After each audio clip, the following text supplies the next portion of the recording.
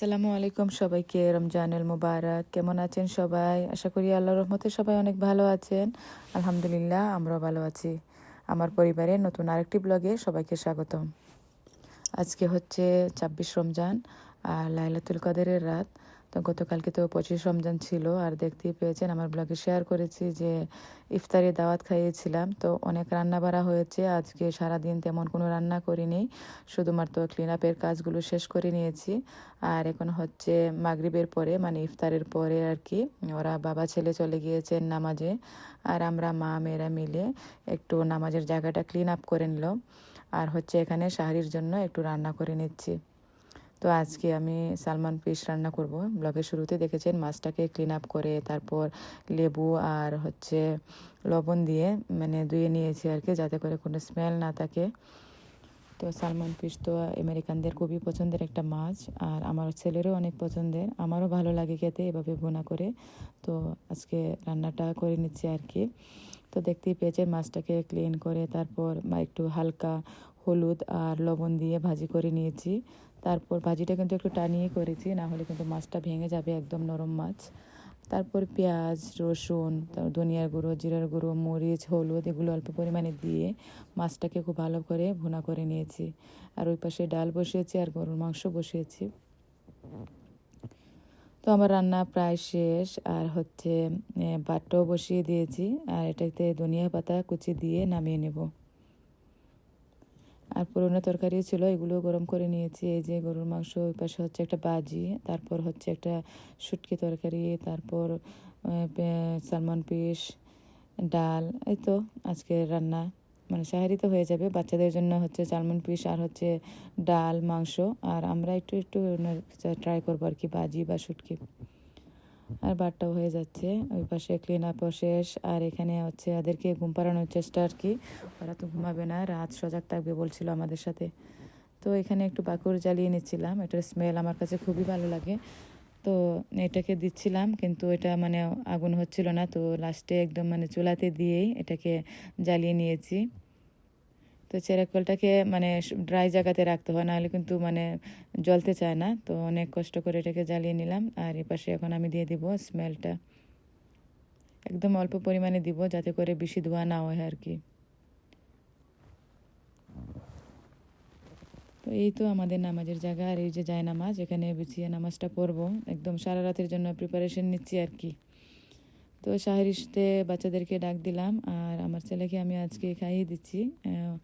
ওর মানে একটু স্লিপি ছিল, নামাজ থেকে আসতে আসতে ওদের প্রায় 1টা বেজে গিয়েছিল। একটা সময় এসে একটু ঘুমালো, তারপর আবার সাহারির জন্য উঠেছে, মানে একদম টায়ার্ড ছিল। তো আমি ওকে আর কি খাইয়ে দিয়েছিলাম, ও হাত দিয়েও খাবে। তো এই তো আমাদের খাওয়া দাওয়া শেষ। আর হচ্ছে এখানে মানে আমরা অপেক্ষা করছিলাম নামাজের জন্য, ফজরের নামাজের জন্য। তো দেখতে দেখতে রমজান মাস শেষ হয়ে যাচ্ছে, মানে অনেক খারাপ লাগছিল আর কি। এগুলি আর কি আমরা এখানে বলছিলাম বসে। এটা হচ্ছে পরের দিন, আর ওরা বাবা ছেলে ঈদের কার্ড দিয়ে এসেছে। তো আমার ছেলে তো মহা খুশি, ওর বাবা ওকে স্কুল থেকে পিক আপ করে তারপর সেলুনে নিয়ে গিয়েছিল। তো স্কুল থেকে আর্লি আসাতে অনেক খুশি। আর ঈদ হেয়ার কাট দিয়ে এসেছে। আর এখানে হচ্ছে আমাদের আজকের ইফতার ও নিয়ে এসেছে কিনে, যাতে করে আর ঘরে কিছু না করি, যেহেতু আজকে হচ্ছে 27 রমজান। আর একটু ঈদের প্রিপারেশন নিতে হবে আস্তে আস্তে। ক্লিন আপের কাজগুলো তো শেষ করেছি কিছুটা, আরও কিছু রয়ে গিয়েছে, এগুলোও করতে হবে ক্লিন আপের কাজ। আর কিছু বাজারও নিয়ে এসেছেন, তো এগুলোকে অর্গানাইজ করে রেখে মানে বাকি কাজগুলো করব। তো আমরা তো ঈদের সময় কুরমা পোলাও এগুলোর পাশাপাশিও মানে রুটি করে থাকি। I love your hijab. It looks so nice. And Miss Mugran said, that's for head thinking. তোমার কেডা পিনতে দিছে হিজাব? বাবা আল্লাহ। তো এখানে আমার মেয়ে স্কুল থেকে এসেছে, আর ও জীবনের প্রথম হিজাব পরে গিয়েছে। আর আজকে কিন্তু আমিও ওকে স্কুলে দিইনি, ওর বাবা দিয়েছিল। তো আমি বললাম যে তোমাকে কে হিজাব পরিয়ে দিয়েছে? তো ও বললো যে ওর পাপা ওকে হিজাব পরিয়ে দিয়েছে, ওর টিচার অনেক মানে পছন্দ করেছে আর কি ওর হিজাব পরাটা, এটা বলছিল। তো যাই হোক, আমরা এখানে রুটি করা শুরু করে দিয়েছি, যেহেতু একসাথে অনেকগুলো রুটি করব। তো বাচ্চারা তো আমি সবগুলোকে বলি, ওরা আসলে এগুলো করতে অনেক আগ্রহী। তো ওরা সবাই এসে এসে রেডি আর কি, মানে ওদের নিজস্ব জিনিসপত্র নিয়ে। তো আমার ছোটো জনও দেখা যায় যে ওর জিনিসপত্র নিয়ে চলে এসেছে রুটি বানাবে।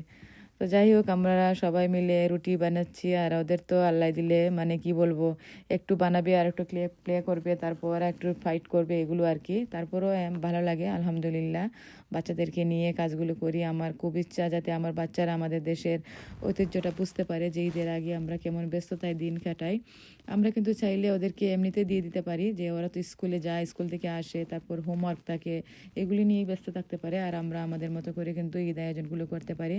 কিন্তু আমি এটা করি না কোনো সময়, সবসময় বাচ্চাদেরকে নিয়ে ওদের সাথে করি। যদিও বা আমার 1 ঘন্টার কাজ 3 ঘন্টায় করতে হয়, তারপরও মানে আমি ওদেরকে নিয়েই করি আর কি। তো বাচ্চাদের বাবাও হেল্প করছিলেন রুটি শেখাতে। তো এই আর কি, এই যে একজনের রুটি করা শেষ, উনি চলে গিয়েছেন আইপ্যাডে। তো একটু সময় আইপ্যাড দেখে নেই, মানে এত ডিস্টার্ব করছিল বলার বাহিরে। তো ওকে একটু সময়ের জন্য আইপ্যাড দিয়ে আমি বাকি কাজগুলো শেষ করে এখন ইফতারের যে এগুলো কিনে নিয়ে এসেছিলেন এগুলোকে রেডি করে নিচ্ছি আর কি। আর এই যে রুটি অনেকগুলো হয়েছে, একদম গেস্টদের জন্য আর কি রেডি করে নিয়েছি, যাতে করে আর মানে ঈদের আগে ঝামেলা করতে না হয়, একদম বেশি করে করে নিয়েছি। আর ঈদের আগের দিন মানে বাকি রান্নাগুলো করবো আর কি, গরু মাংস, রোস্ট, মানে যে যে আইটেমগুলো করব ইনশাল্লাহ শেয়ার করার চেষ্টা করব। তো সবাই মিলে ইফতারটা করে নিলাম, আর ইফতারি পরে 1 কাপ চা খেয়ে একটু সময় রিল্যাক্স করলাম। আর এটা হচ্ছে পরের দিনের, স্কুলে দিয়ে আসছি, বাস স্টপে চলে এসেছি। আসলে এটাই হচ্ছে আমাদের প্রতিদিনের রুটিন, সকালবেলা উঠে স্কুলে দেয়া। আর এখন তো রোজা মাস, তো দেখা যায় শাড়ির পরেই নিয়ে চলে যায় বাস স্টপে।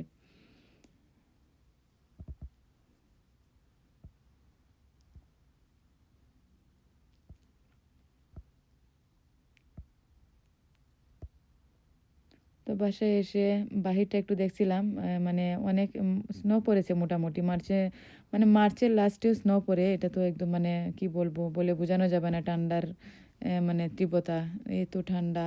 আর একদিন মোটামুটি ভালো ওয়েদার ছিল, তারপর থেকে দেখা যায় আবার একটু একটু ঠান্ডা পড়ে গিয়েছে, আর আজকে তো স্নোই পড়েছে।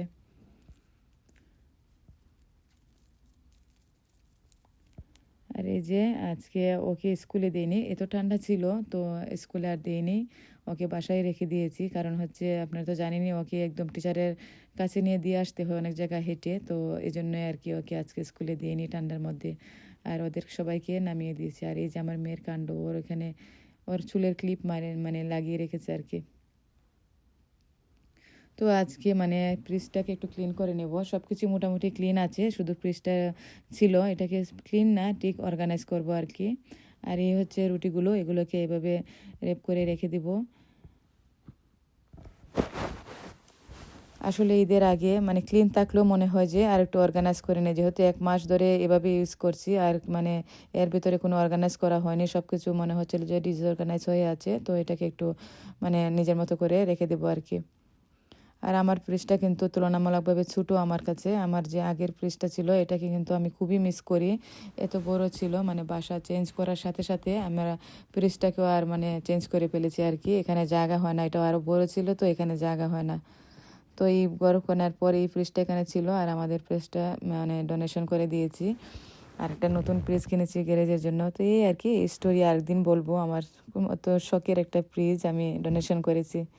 তো যাই হোক, আমি এখানে সব কিছু অর্গানাইজ করে নিচ্ছি আর কি, ঈদের আগে যাতে একটু সুবিধা হয়, যেহেতু সারা রমজান মাস ইউজ করেছি, সব কিছু কিন্তু এলোমেলো হয়ে আছে। আপাতত এভাবে থাকুক, পরে দেখা যাবে কি করি। এই তো আমার আজকের ফ্রিজ অর্গানাইজেশন। তো রমজানের তো শেষ, আর ঈদের প্রিপারেশনে নেওয়া শুরু করে দিয়েছি। আর সবাই আমার সাথে থাকবেন, আর ভিডিওটি যদি ভালো লেগে থাকে অবশ্যই একটা কমেন্ট করে জানিয়ে দেবেন। আজকে এ পর্যন্তই, সবাই ভালো থাকবেন। আল্লাহ হাফিজ, আসসালামু আলাইকুম।